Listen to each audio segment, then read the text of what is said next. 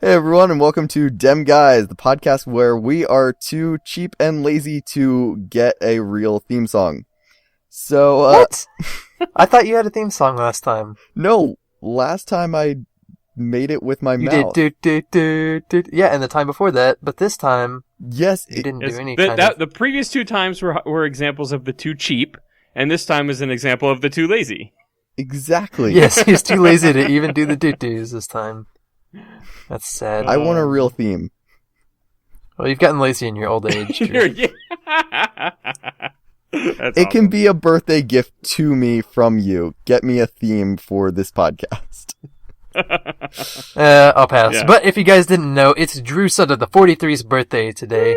Happy birthday, Drew. Yeah, I guess we should probably just go over who's here. As usual, it's me, Drew, and then... Slash. And Snowshoe. Indeed. There we go. Good job. Okay, so we're just gonna jump right into what games we've been playing. Slash. It's been the basic stuff for me, doing the Minecraft, BBFS. Also, PlayMindcrack is in open beta. Yeah. So cheapskates like me that don't pay for Patreon can play on there now. Is it technically still beta? It says open beta on the login, like the server list in the Does client. it? Yeah. I didn't know that. So I've been playing that. I've been that was my first exposure to Dwarves vs. Zombies, which Drew had talked about previously, and I had seen Rob try to teach Zisto how to play it in a couple of videos, which was ridiculous, and didn't really convey to me how the game worked at all. But once I got into a game or two, I got a better understanding of it, and I'm really enjoying it. It's my favorite game mode, I think, on there right now. The King of the Golden Monocle is just too freaking crazy. King of the Golden Monocle. It's too freaking crazy for me. I can't. Man, that game. Yeah. I've mentioned it a couple of times, but I can't handle the tooltips on that game. Yeah, they're huge. I think we talked about it. Yep.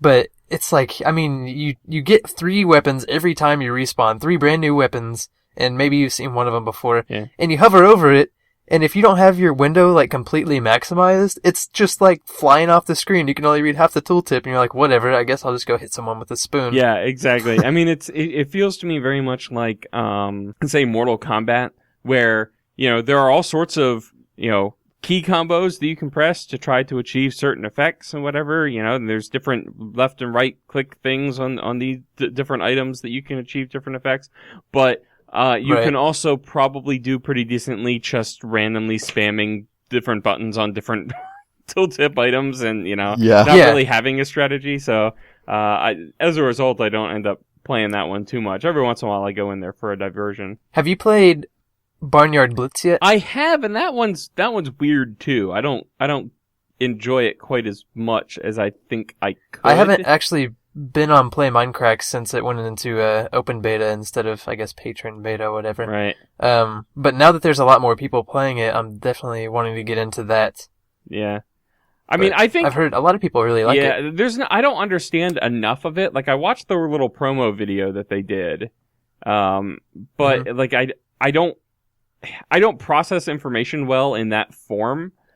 Like on PlayMindcrack.com, under their games heading, they have a link that fully describes Dwarves vs. Zombies, but the other games are still, just gray text.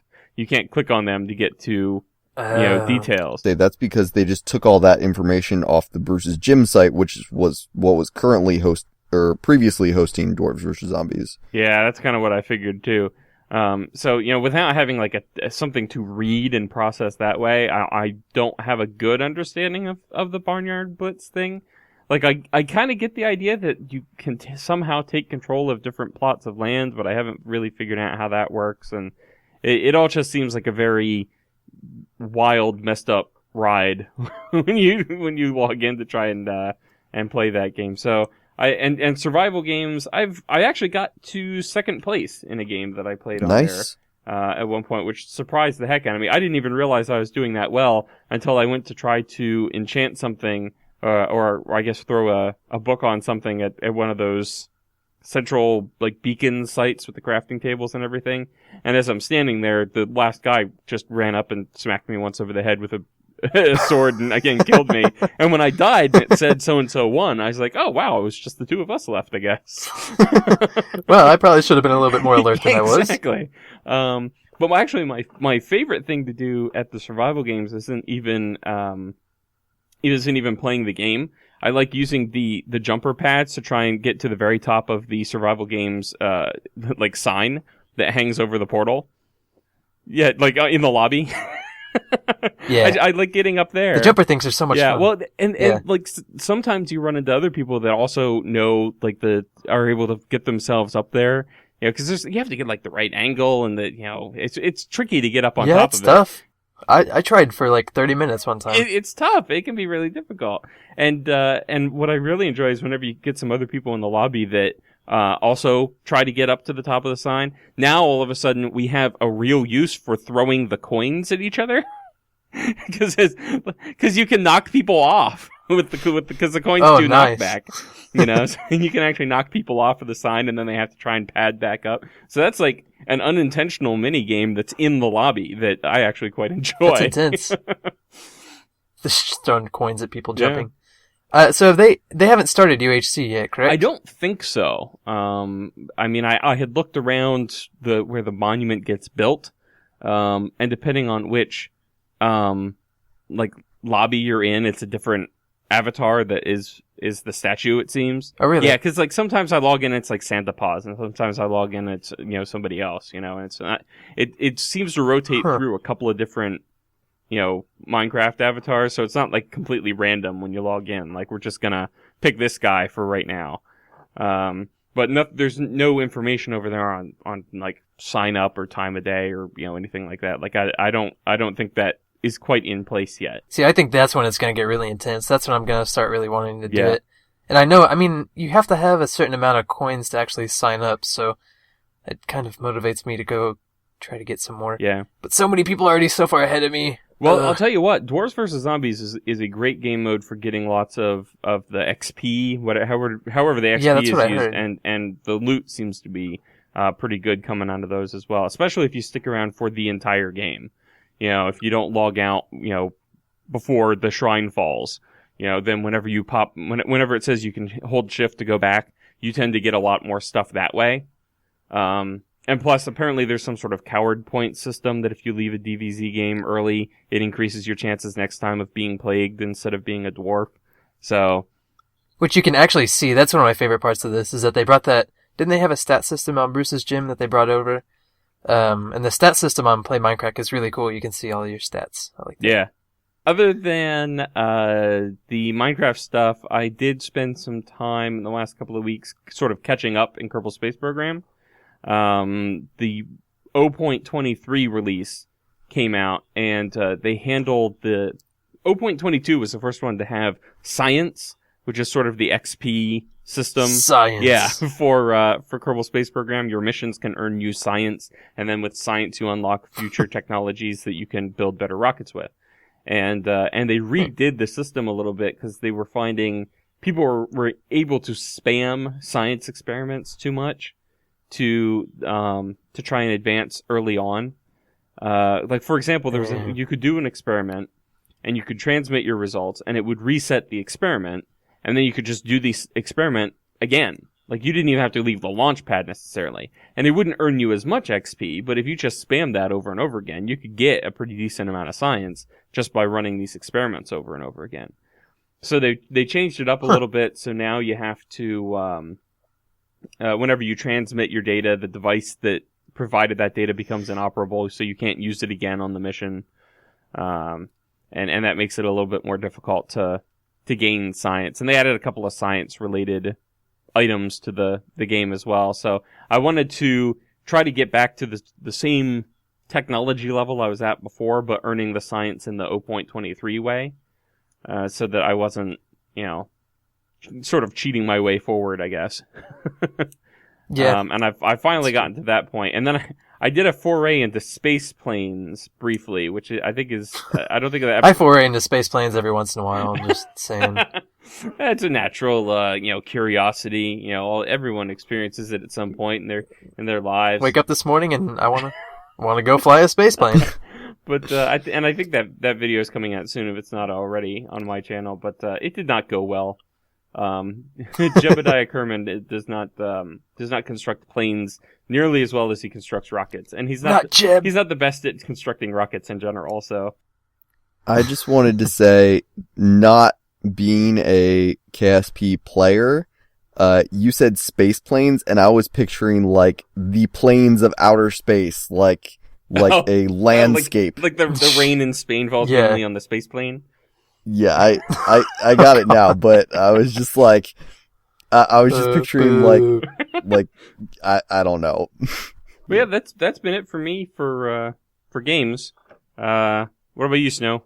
I don't ever play any games, so I don't even know why I'm on this podcast. No, actually, I played a couple of games since the last time we recorded. We already talked about PlayMindcrack, so it's kind of jumping in there with you, which is good. Minecraft, I did my Christmas episode where I gave away some awesome gifts and whatnot. I thought that was fun. I haven't done that yet. I hadn't given any giveaways away. What? Given away any giveaways on my channel until this Christmas episode. So I really liked that. That was a lot of fun. I may do that in the future.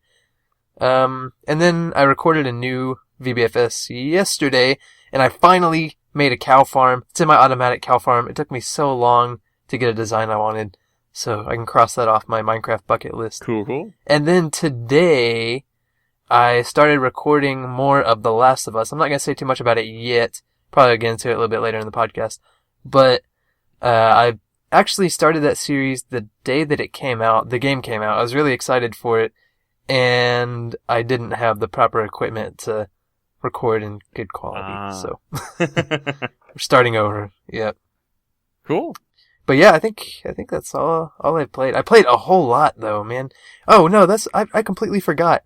I played a new map called the Puzzle Cube, created by a guy named Time Traveler. I played that with the Q Magnet, who's the creator of Diversity and The Complex, and we had a lot of fun playing that. That one, man, we spent so much time one night playing that stupid thing. There's a puzzle in there that's just like, it'll make your brain go in flames. And then today I actually finished the Code 3. So that'll be done. Yeah. And then some other stuff.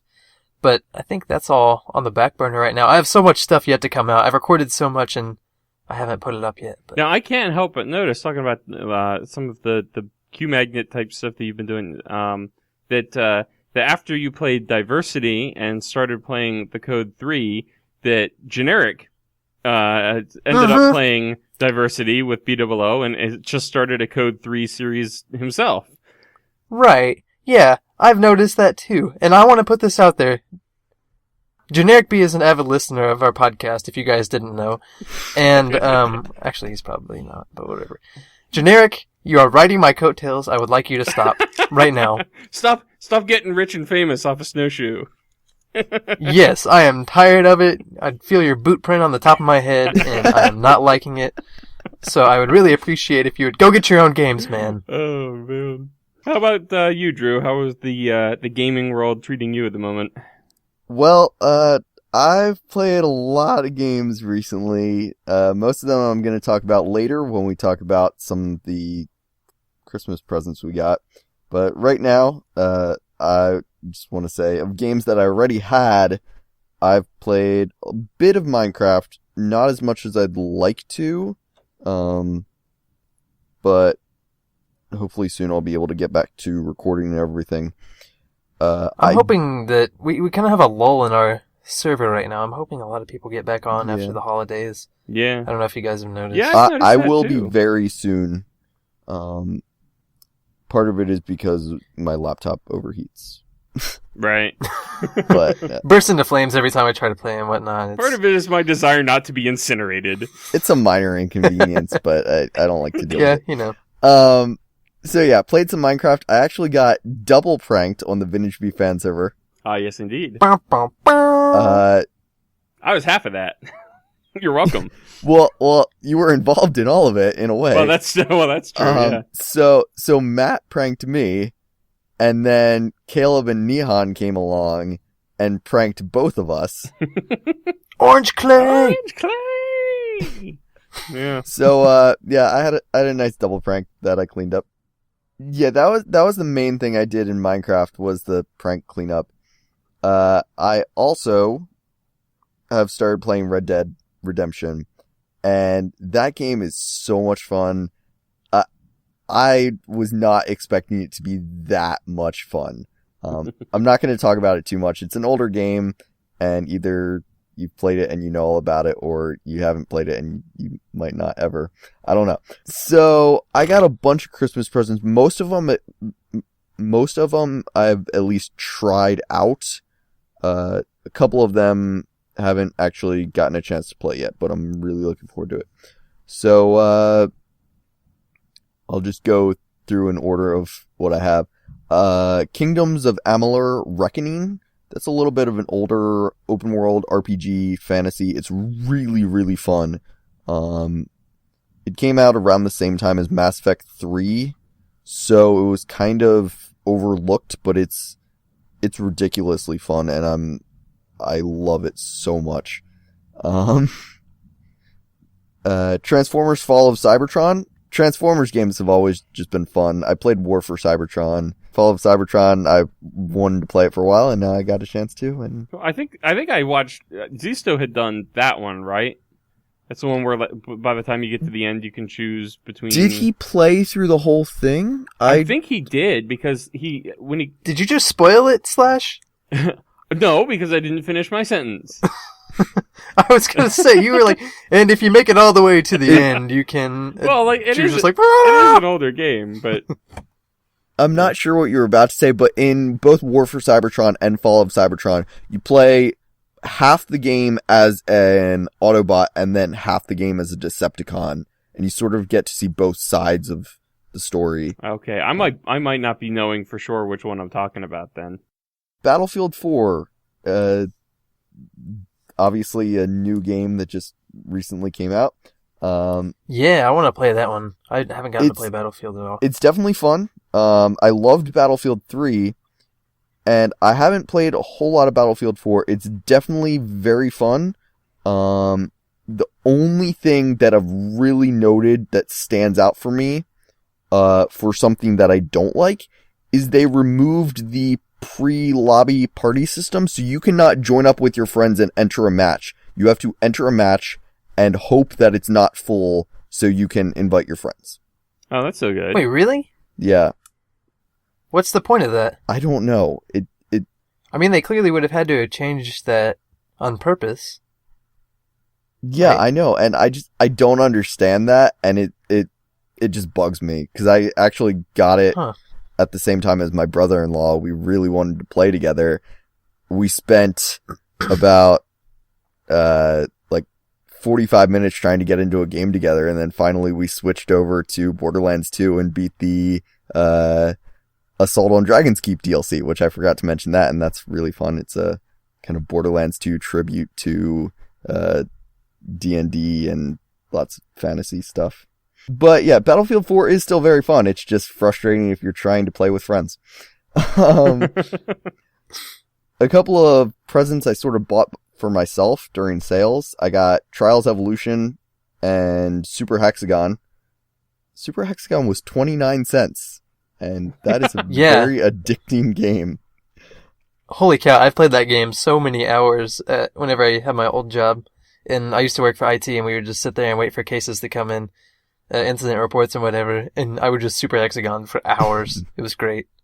So, I have this twitch that every time I look to my left, I get this twitch. That's bad. And then a couple more presents I got. I got Just Cause 2 for the PC, which actually has a multiplayer mod, which I've never played Just Cause 2, but I've seen, well, I guess I played a demo. I've seen it's just like crazy, random, like I don't care about the story. It's just like a crazy awesome game.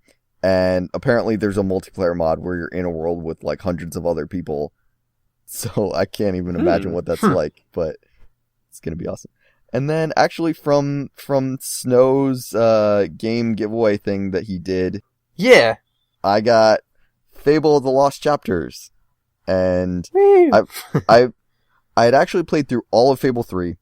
And then I had gone back and I started playing through Fable 2 with a friend, and I don't actually own the game myself, so I never actually got around to beating it. But I saw that was one of the games I could sort of pick for the thing, and I'm just like, I love the Fable games. Why not get another me too. super long open world RPG that'll take me...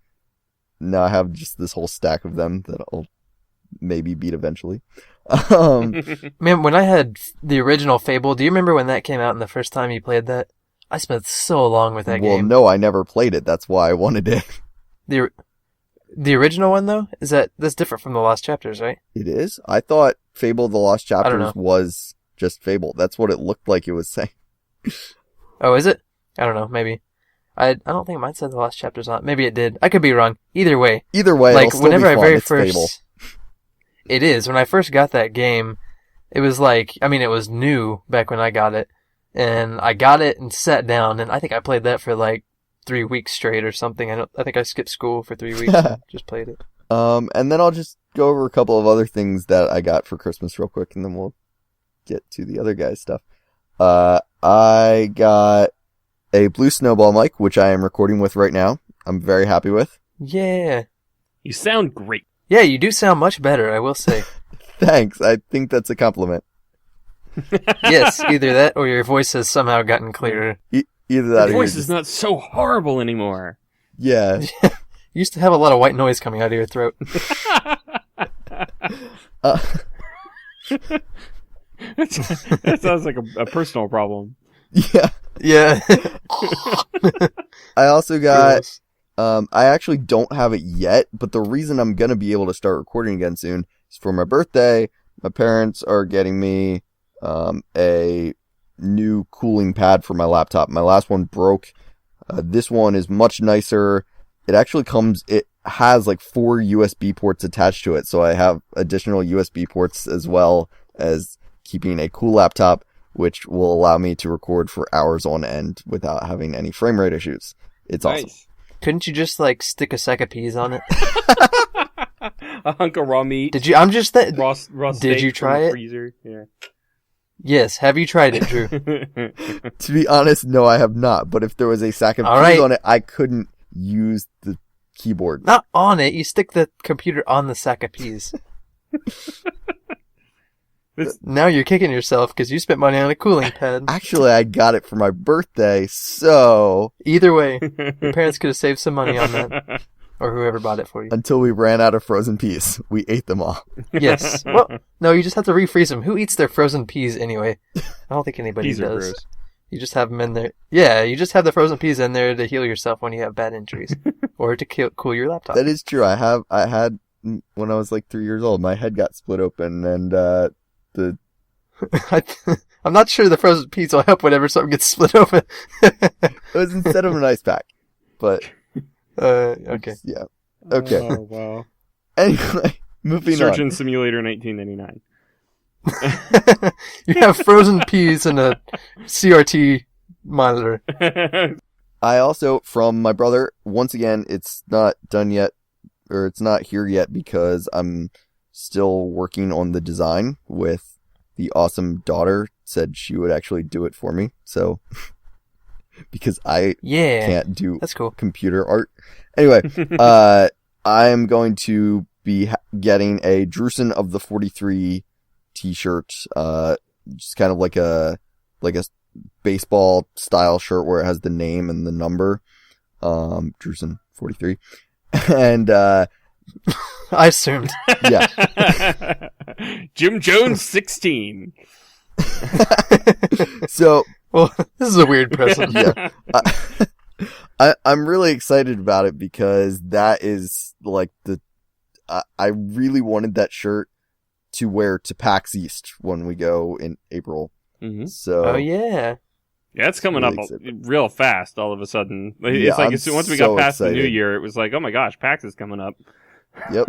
The final big gift that I got that I wanted to talk about was my parents got me the Jack Ryan movie collection, which Jack Ryan is a Tom Clancy character, and apparently the Rainbow Six video games are based off of one of the Jack Ryan books, which I love those games. But the movies are Hunt for Red October, which is Alec Baldwin as Jack Ryan. And then Patriot Games. Wait, I thought that was... What? Isn't that with Sean Connery? Sean Connery's in it, but... Am I thinking... Yeah, Sean Connery's like the bad guy, isn't he? Sean Connery's not the bad guy, but he is a Russian. Yes. Well, he's the captain of... If you've seen the movie, you know, but it's an old movie, but it's still a good movie. So if you haven't seen it, I'm not going to spoil it. It's been a long... Just I've seen it, but it's been forever since I last saw it. Yeah, we've got it in the VHS closet somewhere, I think. What is this archaic technology you're referring to? Yeah. VHS? So I still have one of those VHS tape rewinders. So you stick the VHS in the tape rewinder and you click rewind, and so you don't have to rewind it every time. That was awesome. Real quick aside, but that was one of my favorite prank calls. When I used to work for Radio Shack, we would call other Radio Shacks up because we had no customers in the store, and we'd prank call them. And one of my favorite prank calls was to ask for a DVD rewinder. God. It was so funny because... Was it at a certain time, like what is it at the time where nobody really knew if there was a DVD rewinder or Well, not? it depended on who you got. Like if I got one of the older employees, they'd be like, "Oh no, let me explain to you. It's not like VHS, you don't have to rewind it, right?" But if I got one of like the right. the high school kids, right? You know, oh my gosh, they tried so hard because there's all this like sales associate training where you have to be like very patient with the customer, you know, and they would try so hard to like understand what are you actually looking for, what you know, what do you need, you know, and I would just have a blast with that, you know. It's like, well, you know, when I'm done watching the DVD, I don't want to have to rewind it in the player, you know, I'm gonna wear out my player, I want to rewind it, you know, and the poor kids, they were like, so, yeah, wow. All right, is that all that was in your stocking, Drew? You have huge feet. I was just going to mention the other movies in the Jack Ryan collection. Fire away. Yeah. So, Patriot Games and A Clear and Present Danger with Harrison Ford, which those two I hadn't actually seen before, which was part of the reason my parents got it for me, because I was saying I really wanted to see those. And then finally... with Ben Affleck, it's The Sum of All Fears. Oh, that's a good movie. That's Morgan Freeman, right? Yeah, Ben Affleck and Morgan Freeman. I always just say the other more famous older characters. Yeah, I was just listing the people who were actually playing Jack Ryan. Yeah. So, but there's actually a big thing, or a big reason that I was sort of getting into this is coming out pretty soon. There's actually going to be a new Jack Ryan movie. And it's Jack Ryan Shadow Agent, I think. Agent of Shadow. I should probably look that up, but it's a probably should have done my research before the podcast. Chris Pine. Shadow Recruit? Shadow Recruit, that's it. There you go. Oh, so I did see promos for this because it's got Kirk in it. Yeah, it's Chris Pine who played the new Kirk in Star Trek. But in the DVD box, I actually have a free movie ticket to go see that when it comes out. So sweet. I'm all set for my Jack Ryan movies. Yeah. You've got them all. Let's see. The relevant presents. Well, one of them, can you guess what it is? I am wearing it on my head. A blender. Almost. Drew, do you have a guess? I'm gonna guess, like, just totally out of the blue, it's like, I don't know, something to keep your head warm? I guess it could keep my head warm. Is it one of those hilarious, like, beer hats with the straw that goes down to your mouth? Please tell me that it is. Yes, with a blender on top. You can make mobile smoothies. Right, and it does keep your head warm if you make something warm. Yes, you guys are correct. Actually, no, it's a pair of headphones. Oh, that makes sense. Yeah. I was actually thinking you really meant a hat. No, it's a pair of headphones. I needed a new pair of headphones for so long, man. My old one, it was a free pair of headphones I got with an electronic drum set, like 5 years ago, and they had, like, the cushiony part was starting to peel off and stick to the side of my head. Oh, no. So whenever I took them off, I'd have, like, black flakes of cushiony headphone bit on my hair and in my ear and stuff. Yeah, and so I'd always feel self-conscious. I feel like I almost ripped my ears off a couple times trying to get it all out. That's gross. And then, okay, so, yeah, I talked about I'm gonna start recording The Last of Us. Actually, have started recording. I've got 3 episodes recorded already, but not uploaded. But at the time this goes out, I think they will have been uploaded, which is exciting. But anyway, I got a new capture card. The AverMedia, I think it's Game Broadcaster HD or something, allows me to record 1080p from any console or anything with an HDMI output, which is very, very exciting to me. Yeah. So I'll be able to do PS3, PS4, Xbox 360, Xbox One. You have all of those? No. I have 2 out of those 4, but I'm sure I'll get the other 2 eventually. Okay. And then I got money for a microphone because the person who gave me the money decided they knew nothing about microphones. So they said, get what you want. And so I'll be getting a Blue Yeti, probably. Very nice. Which is exciting. Yeah, so quality on my channel just skyrocketed. Wow. Yeah, I'm falling behind the curve now because I don't know if I've mentioned this before. I think, but my microphone is the USB singer style microphone that comes with Rock Band or came with Rock Band. Oh, really? Way back Seriously? in the day. Yeah, and That's hilarious. It actually doesn't sound that bad. I was really surprised at how well it worked because if I had not been able to get this kind of quality out of it, I don't think I would have bothered. I would have gone out and I would have bought one. But I've got this, let's see if this microphone works. And I just plugged it in and Linux found it okay. And I've got, my wife has this black metal, music stand and I have it like tilted at a 45-degree angle and the microphone is laying on the corner of it, pointing like across the front of my face, and the cord just lays across there and then loops back around and plugs into the computer, and that's what I've been... Slash. Talk about a ghetto recording setup. It is super ghetto, yeah, and... Look at Drew feeling all high and mighty with this blue snowball over and my headphones are the crummy little earbuds that you get with an iPod, so I'm rocking an amazing... recording setup. Yeah, I actually don't mind those. I'm okay with the earbuds. Yeah, they're all right. Snow, you say that about my microphone, and that's true. Yeah. But at the same time, I don't even have a desk. I am on my bed with a board across my lap. Well, okay, I've already told you guys this, but I am in the closet right now. So I don't want to hear it. I don't know. I think I'm just Snow sitting in my wins closet this recording this podcast. Yeah. Eventually I'm going to have to come out of the closet, which is the saddest part. My equipment may be kind of ghetto, but I'm at least sitting in a room that's actually called an office in my house, so... Yeah. The perks of being an adult. Oh, man. Anyway, that's fun. So what else? So have we talked about what you're getting yet, Slash? Or what you got? Stuff. No, we haven't. Just a couple of things I wanted to mention. The first one's real quick, and I know Drew will get a kick out of this one, but I recorded one of my rare Vine videos on it because I thought it was so cool. In my stocking, I got a set of chocolate dice. Like the different size dice, like D4, D68 that you use for like D&D. Except they're molded out of chocolate. They were like, poured into dice-shaped molds. That's pretty awesome. Too useful. Yeah, I'm waiting. Like the next time I sit down to play D&D with my friends, I think I'm gonna take it along, and I'm gonna like roll them a couple of times, and then the first time I get a roll that I don't like, I'll eat it, and and then it's gone. Can you tell? Can you tell that they're made out of chocolate? Yeah, you can definitely tell they're made out of chocolate, and I don't know how well balanced they are. So they might just melt if you're in a warm enough place. Yeah, that's true. Yeah, so far so good though. I mean, they've been. I guess they've been tempered well enough that they haven't melted. But I got a big kick out of that. That's awesome. I think it'd be cool if they looked like hard shell candies and you just couldn't tell they were dice at all. Oh yeah. And then you were playing with your friends and you just picked them up and ate them. Like it with an M&M style coating on them. That would be much cooler. Yeah. I bet you somewhere out there on the internet you can find a place that'll do those. But freaks and people. I might have to do some research now because that sounds like a hilarious prank idea.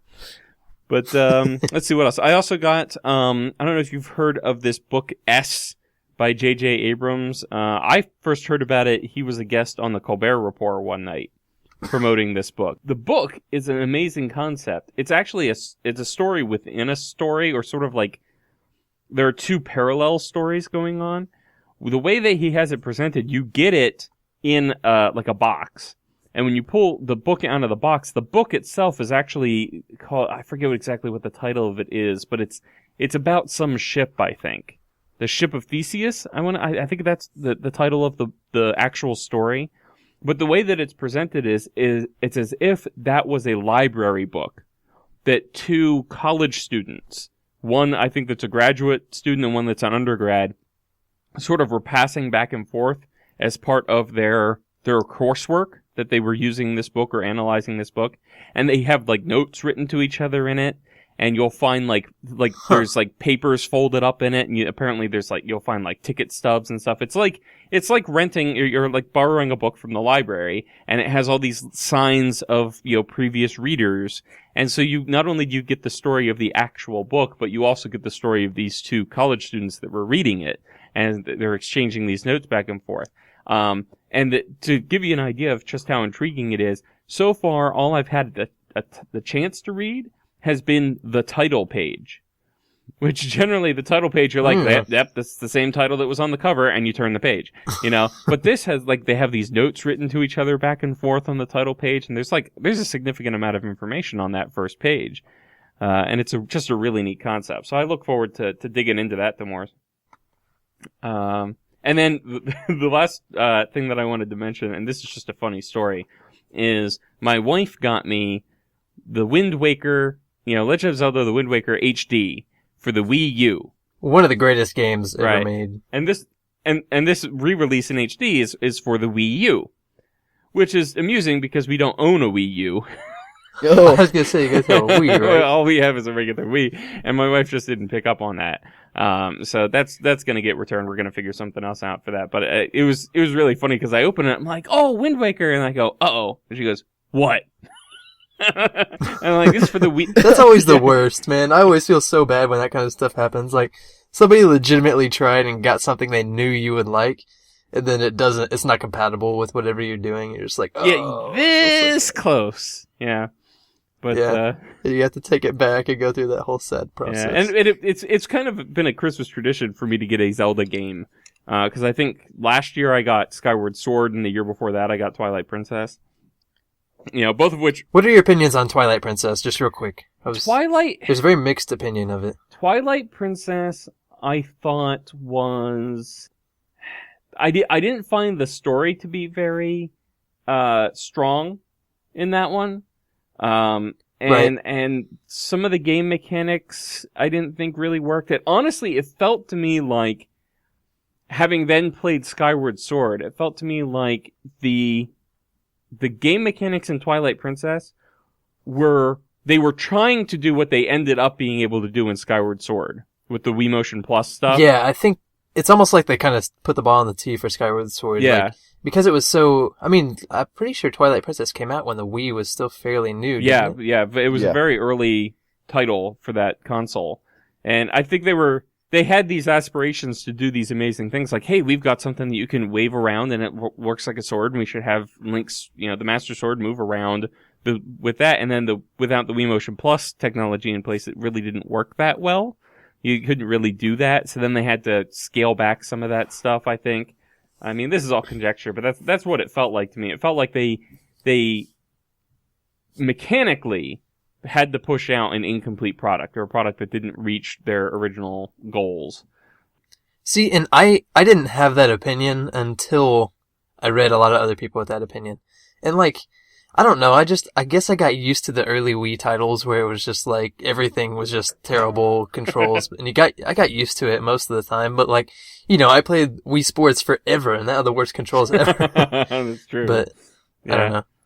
I think I ended up liking Twilight Princess, but yeah, Skyward Sword kind of blows it out of the water. Skyward Sword is, I mean, my favorite for the longest time was Ocarina of Time, but I think Skyward Sword beat Ocarina of Time for me. I think just overall, the story behind it and the game mechanics that they added in, and there's just so much there that's just fantastic. It's definitely of that caliber. Zelda's always in its own category for me, so I always rate it on a scale of 1 to Zelda. Like how Zelda is this Zelda. Yeah. And Skyward Sword is very Zelda. I concur. Not having played Skyward Sword, Twilight Princess is actually my favorite Legend of Zelda game. Really? That is the first Legend of Zelda game I actually got the chance to play. I originally played it on a GameCube, which had the older controls, and it wasn't as good as the Wii version with some of the features that it had. And then more recently, I had been watching Zeldathon like a year ago, and I got really excited about Legend of Zelda again. And I'm like, I've never actually really got into these games very much. And so I want to do that. And so I got Twilight Princess for the Wii because my friend had a Wii, and that was the only way I knew how to play it. So I would go over to his house and we would take turns playing. And I still haven't beat the game, but that's the one I've played the most of, and I absolutely love it. That's why it's your favorite. You gotta try the other Yes. one. Well, I have played Ocarina of Time and Wind Waker, and I enjoy both of them. Yeah, but going back to those is, I mean, you've got to play the new one. Because going back to, the Wind Waker is definitely one of my favorites, but going back to it and playing it on the GameCube and just the fact that it's like an old game now, I don't know. There's something about getting the brand new one and playing it and just being blown away by it. I'm sure it would be fun. I absolutely love Twilight Princess. Yeah, I think you'll absolutely love the Skyward Sword. There's something to be said, though. I mean, you tend to latch on to the first title that you actually play.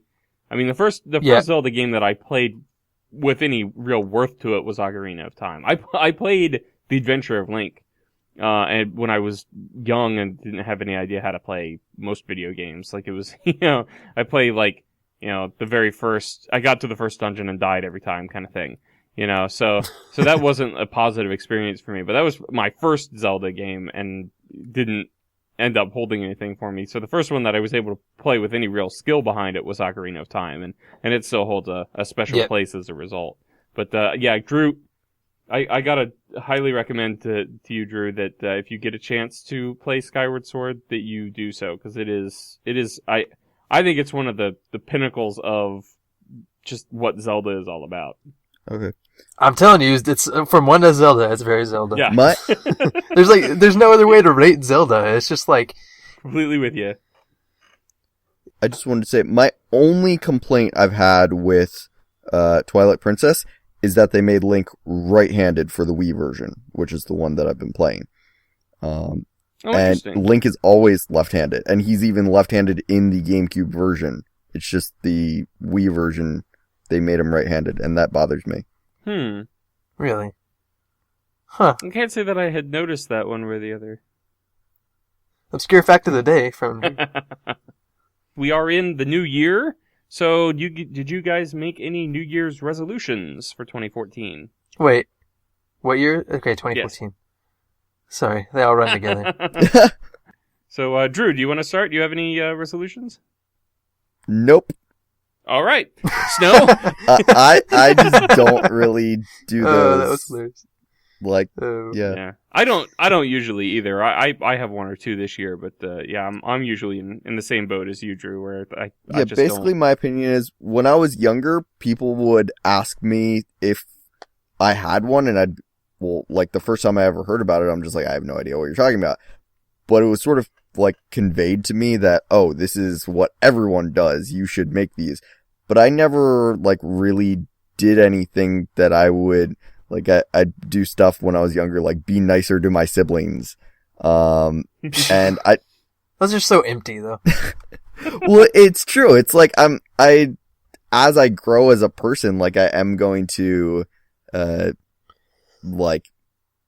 hopefully just do better, kind of, but, yeah, without the excuse of, needing to start a year or whatever. Yeah. Right, yeah, exactly. So that's, I just don't do New Year's resolutions. And honestly, I probably don't either, but I think I had a good one this year for my channel, because I'm always trying to think of good ways to get more interaction and involvement with my channel.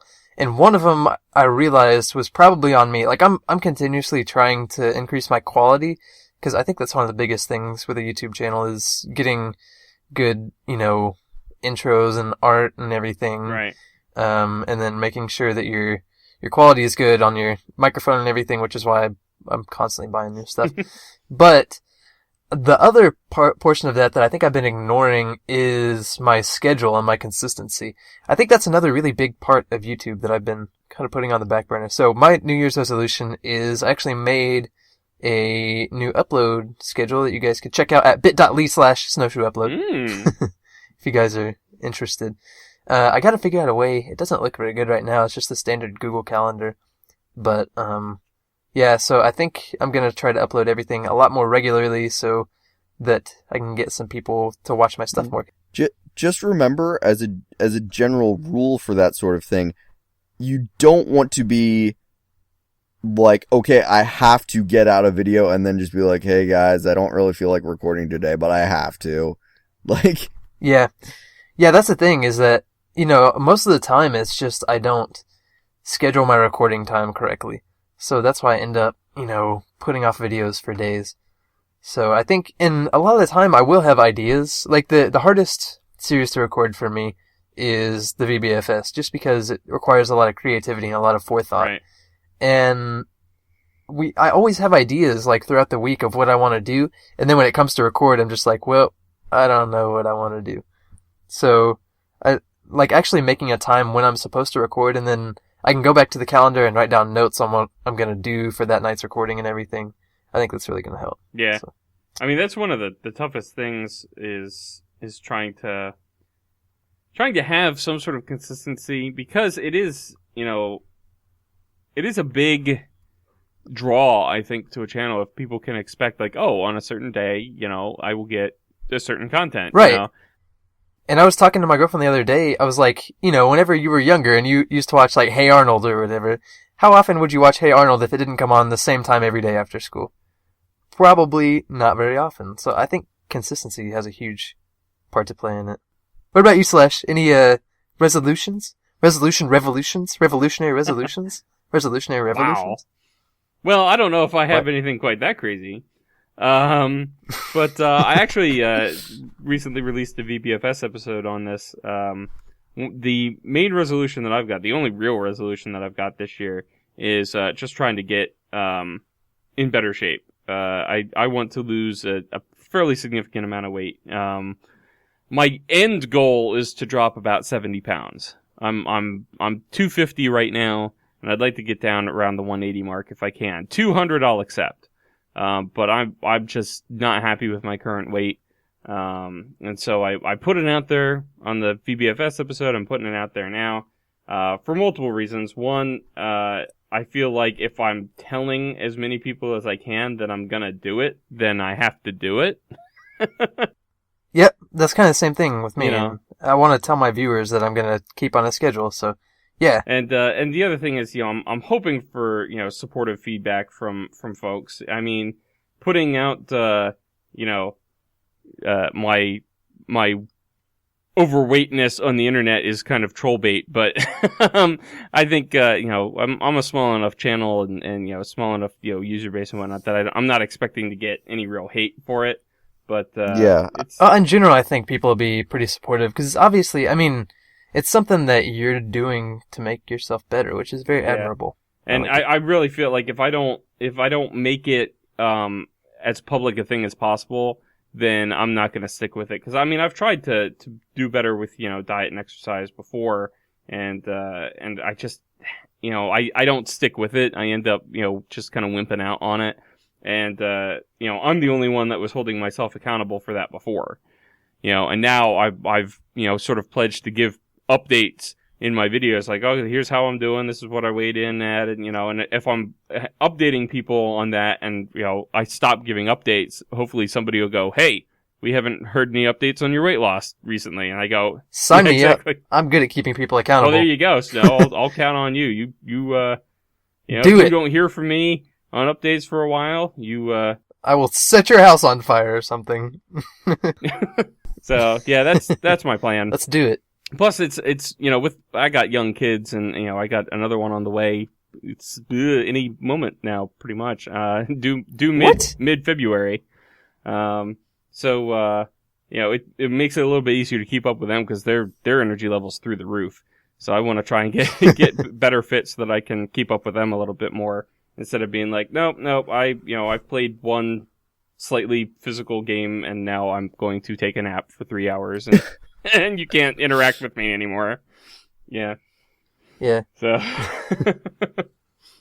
so yeah. That's awesome. Fingers crossed. Hoping to be able to stick with it better this time. My wife's very supportive on that too, and especially once the baby's born, she's gonna have a weight loss goal as well that she's gonna want to be going with, and so she's supporting me in making sure that there's healthy food to eat in the house, healthy snack foods, that I'm not tempted to go for like candy bars and that sort of thing, and and then trying to exercise together, go on walks once the weather turns warmer and that sort of thing. So I'm lucky to have her available. That should be exciting. For emotional support. Yeah, I think that's one of those things that whenever you get down to it and you actually start to do it and you feel the progress you're making, it becomes a lot easier. You just got to get the momentum. You kind of, I run a lot, and whenever I'm not running, I can't ever get motivated to do it. But whenever you like see your time decrease and you get addicted to that kind of like, man, I want to do better,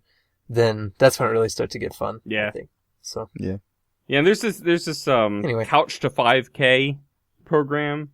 I don't know if you've heard of, Ooh. but it's a thing where it's like, I think they intend for you to run, or you start out walking, and then work your way up to running, and it's like 3 days a week for 9 weeks or something like that.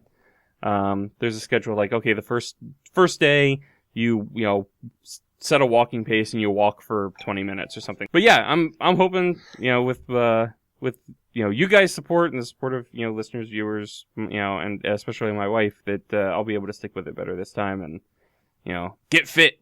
Yeah, good luck. I think you'll be able Thanks. to do it. Yeah. Yeah. So you've also had another New Year's revelation, though. Well, right? I guess you could call it that. In an effort to just try and consolidate the budget where we could. Consolidate money. Exactly. Yeah.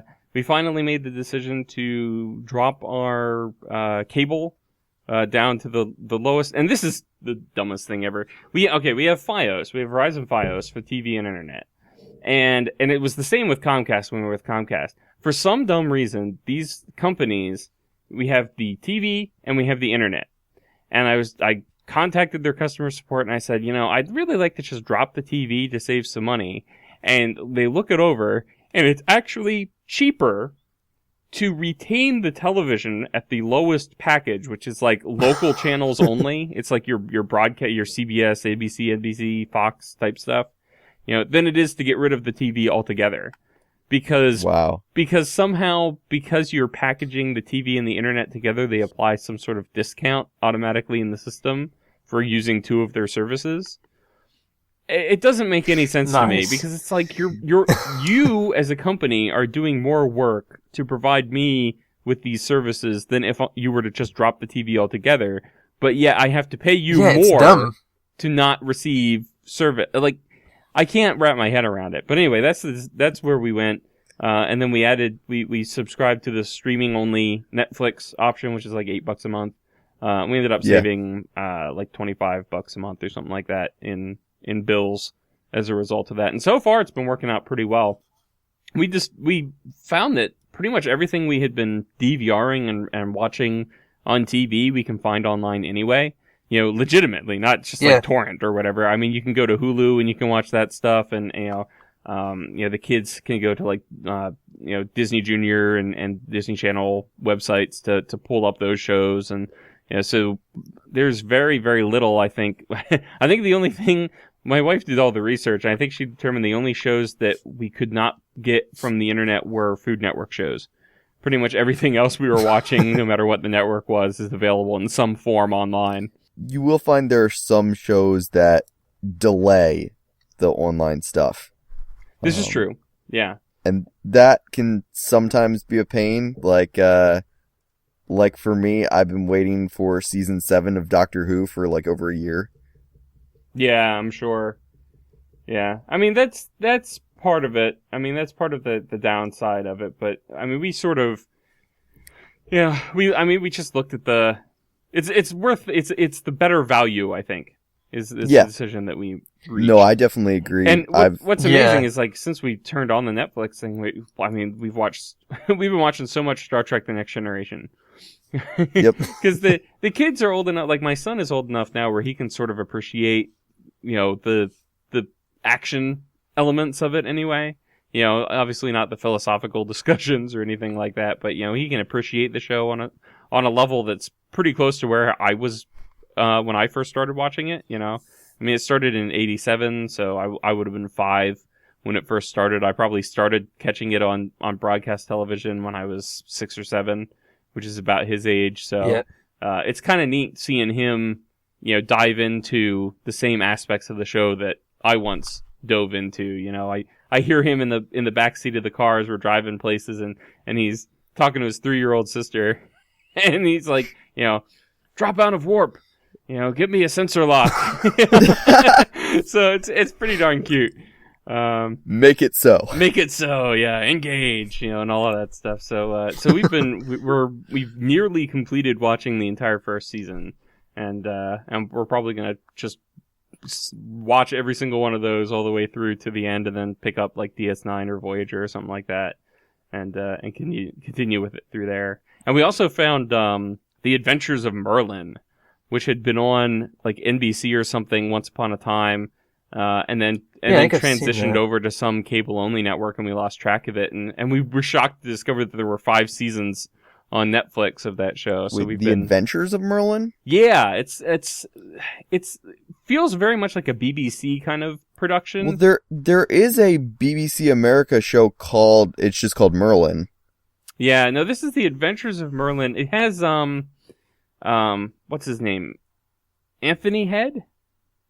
Is that what it is? I can't remember what the guy's name was. He was Giles on Buffy. It's got him as King Uther. And like Merlin is a young man who's just sort of starting out with magic, and he's being sort of led by the court physician. So it's quite it's quite a good show. We had seen most of the first season. We finished up the first season on Netflix, and we're going through season 2 now. But yeah, I'm pretty happy with the decision, and it's nice being able to just sit down and pull up whatever without having to worry about whether we have things recorded.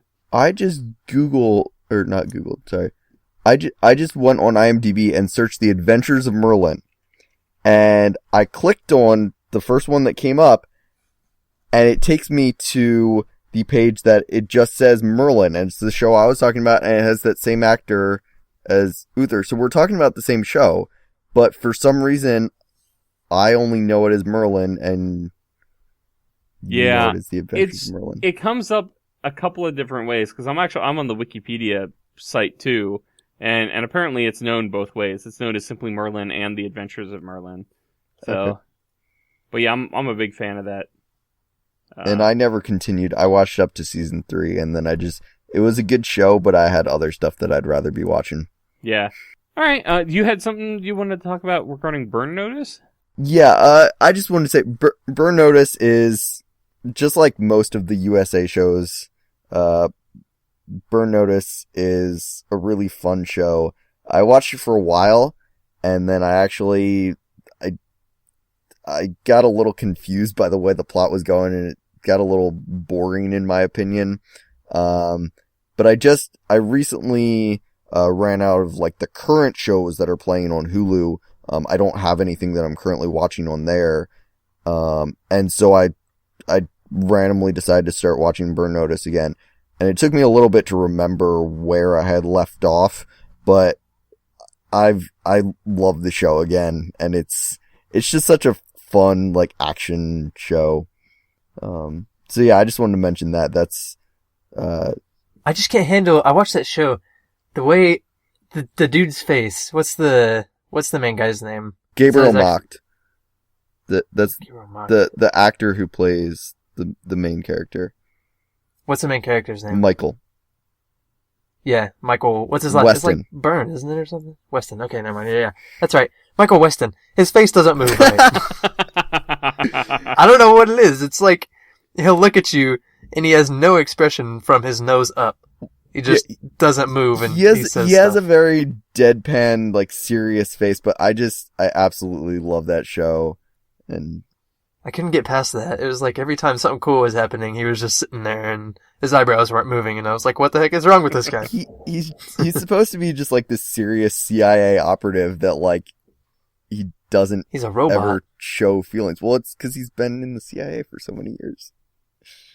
Yeah. It's a good show. I liked it, though. So we also did something for your birthday. Yes. As a small community thing. I did, I invited a bunch of friends to play UHC just because I absolutely love UHC and hadn't played it in a while.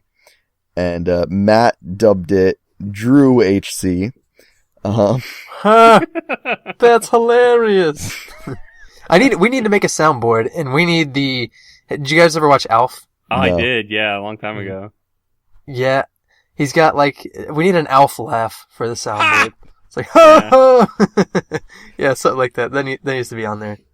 But yes. Yes. Not a whole lot to say about that. Don't want to give too many spoilers, because videos are... People did record. I was not actually able to record because of my laptop being on fire. I was going to say because of the pyrotechnics that would have resulted. But all I can say is my team. I really enjoyed having Slash and my friend Jack from the AlphaCraft server. I really enjoyed having them on my team. But right from the very start, we did not communicate well as a team. Right. And the results are entertaining, I think. Yeah, it's very entertaining. It's just you don't really want to watch it if you're looking for skill. Yeah, I'm sure people want to come to my channel for skill. Tons of skill involved over here. Don't worry, guys, I got you. But yeah, some see, I don't. Yeah. I did. So I was just gonna say, some folks I believe are releasing like episodic releases, and then some of us are doing, like I'm doing, just a highlights video, probably at some point past that. So we'll try and get some more information on that. Probably, I would imagine that the next time that the podcast comes out, next episode of that, we'll probably have the final details of that by then, that we can link to everything. Well, by the next time the podcast comes out, it'll already have started to come out. I believe the first episode is going to come out a week from Monday, so it'll be January 11th, I believe. So you can look at... I know somebody on my team that was recording, I think he's going to do episodes is... I don't know if you know his YouTube channel, Drew, but Bailey... Oh yeah, W33 Lewis is his YouTube channel. Well, that's different. I called him Bailey because that's his Minecraft name. That's what he goes by. I'm actually not sure where the Lewis comes from, but that's his. I'd assume it's his last name, but that's his YouTube. Yeah. Yeah. I think he's gonna do full episodes and then a couple other guys, but we'll figure that out for you guys. That was a lot of fun though. I didn't know I had Fallen Angel 78 and Bailey on my team. We did teams of 3, 4 teams of 3. And just it was pretty cool. Good. I mean, it was similar to one that Drew had hosted previously, where it's some AlphaCraft members, some VBFS folks, and I don't know. Was there anybody from any other servers or origins this time? No, Eric was gonna be there again, but he couldn't. Last minute, he had to drop out. So, and I know that in the the VBFS Skype chat that we have going, a couple of people like Daughter, expressed interest in doing some more UHC type stuff, because it kind of reawakened that. It's been a while since we had done PvP type stuff. Yeah, there's just something about UHC. I mean, it's always been that way, and it's just that intensity. You don't find that anywhere else in Minecraft, or I mean, for the most part, for very many other games. Like, your palms don't get as sweaty and your heart doesn't beat as fast as they do when you're playing UHC and you're fighting somebody or something. Yeah. It's just like, man, or you're taking damage and you've got 1 heart left or something. You're just like, holy crap, man, I can't handle this. Most of the time while I'm actually playing, I don't feel like nervous or anything while I'm actually playing, but afterwards, I'm just like, oh my gosh, that took so much, because you're just sitting there staring at your screen for like 3 hours and you're just concentrating, and as Drew comes down from the adrenaline high and gets the shakes. Yep, I know. Man, I always do after UHC. Heads out of the room with legs wobbling underneath him, yeah. I had to record after this UHC, and I had to take a couple of hours because I was too amped up. And it's always, you're always amped up right to the very end because you die, and it's like, dying is the most adrenaline-inducing thing. Yeah, exactly. I have to say, the final moments of Matt's video should be quite amusing. Yes. Yeah, I can't wait to watch your guys' perspective. That I know what happened, and that it could be very intense. What happened and the conversation that preceded it, I think, makes for an amusing juxtaposition.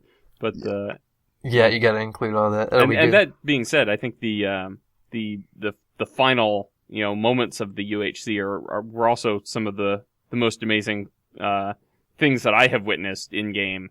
So it made it was a fantastic conclusion. So look forward to that in the upcoming weeks. Yeah, that'd be interesting. I know I'll watch it. Well, I think we've reached that point.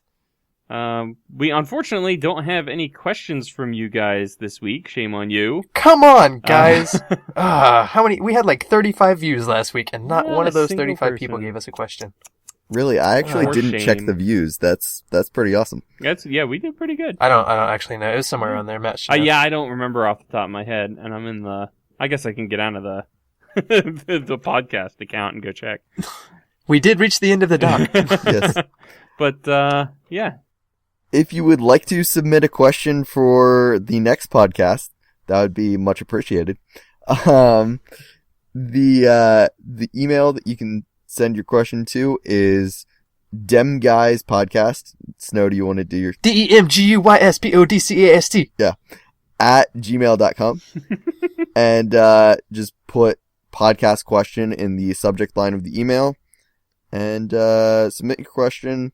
And something I hadn't mentioned before is you could actually, if you have a name you want us to call you, so we're not, if like your email says your actual name or whatever, like if you want to use your YouTube name, or even if you just want to say anonymous or whatever, so we can say who asked the question. So, yeah, that's it for this episode of Dem Guys.